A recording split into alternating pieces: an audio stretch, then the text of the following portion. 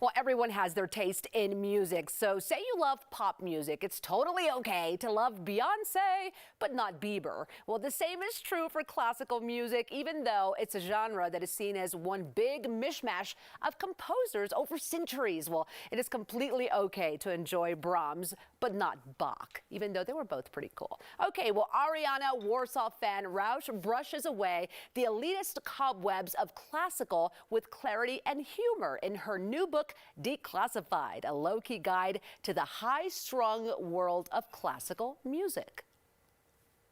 Well, I first want to start with this question. You love classical music, but then you say you also hate it. So can you please explain to me what that means? Definitely. So classical music isn't really a genre. I don't really feel like it's fair to classify it, to lump it all together. It's just hundreds of years worth of music, and you can't possibly love all of it or hate all of it. You know, within genres like pop, you're allowed to like one artist without liking another. It's the same thing in classical, but even more because it's just so many different styles. Yeah, and that is so interesting. What an interesting take on that. Okay, well, let's talk about your book. It's called Declassified. What was your ultimate goal when you wrote this book? Classical music encompasses so many amazing sounds and amazing works, beautiful works, and just interesting works. And I think so many people can't really get into it because they feel excluded from it. There's something that happened in the 90s in Hollywood where the only music they used for classical music, it was always Eine kleine Nachtmusik or Vivaldi's Spring. And it's always, you know, in the most snobby scenes where you're supposed to feel uncomfortable at how rich and sort of stuffy everything is. And I think so many people have taken that and interpreted it to mean that it's not for them. And so I really just wanted to create a point of entry for people in the classical industry, outside of the classical industry, to feel like they were on the inside, just get a foothold and feel at ease and comfortable. Those are all really valid points, specifically when you bring up the movies and how it's utilized so many times. So I totally get that. Well, look, classical music spans hundreds of years. How do you, as a writer, break it down for readers? Yeah, so every chapter begins with an anecdote from my life, from my musical life.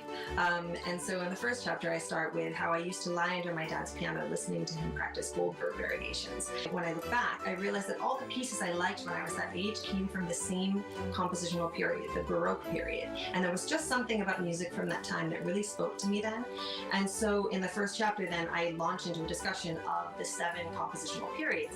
And I go over the styles and, you know, I offer a list of composers that you should know from each one, a list of pieces so that you can really hear the differences between these different periods. Yeah, that is so neat. I'm already getting all these great vibes from this book. Okay, well, you even address etiquette for concert goers. Tell me about that part of the book, and was that fun to write? It was a really fun section to write because I think as a performer, there are things that do bother you, but there are also things that you feel like, why is everyone so uptight about this, you know? So actually, there's a section that talks about when to clap in a performance, but it also talks about when to be a jerk about other people not knowing when to clap. And the answer is never. Someone might come to a concert, they might not feel comfortable, they might not know exactly how to behave, but if they're trying, then we should really welcome them. You know, I mean, as a performer, I want as many people as possible to hear my music. And yeah, I've been wanting to write a section like that for a while, just mostly to help people feel comfortable, but also to be a little bit critical of some of the people who I feel could be doing a better job of making new listeners at ease. That's super. And I love that it comes from the point of view of a performer. Well, speaking of that, you have been playing the violin. I mean, you picked up your first violin at age 2. That's pretty remarkable. I'm sure you've had ups and downs along that musical journey. Can you share some of those with us? Yeah, so over time there were a lot of triumphs, but some of those triumphs also took me in a direction that was a bit unhealthy. I started to fixate a lot on technical perfection, and it became a little, some of the joy was lost for me. But a definite highlight was right after I left Juilliard. I was playing on Chris Bodie's tour. He's this fantastic Grammy-winning jazz trumpet player, and we had just the coolest tour. And actually, the first concert I played with him, the first show, was in Steamboat Springs in Colorado. Oh. And yeah, I remember loving it. I'd never been to Steamboat Springs before, and it was like I had just a couple days. You know, it was a crazy thing, and it was a whirlwind tour. Such a different world.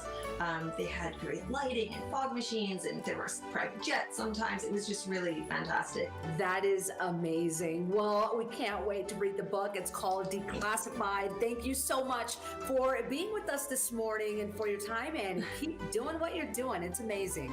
Thank you so much for having me. Yes, and Arianna, Warsaw-Fan Rauch brushes away the elitist cobwebs of classical music in her new book, Declassified, a low-key guide to the high-strung world of classical music. It's available now wherever books are sold. She's in Colorado doing a talk and book signing Monday in Aspen at Explore Booksellers. So you can learn more on her website. It's ariannarauch.com.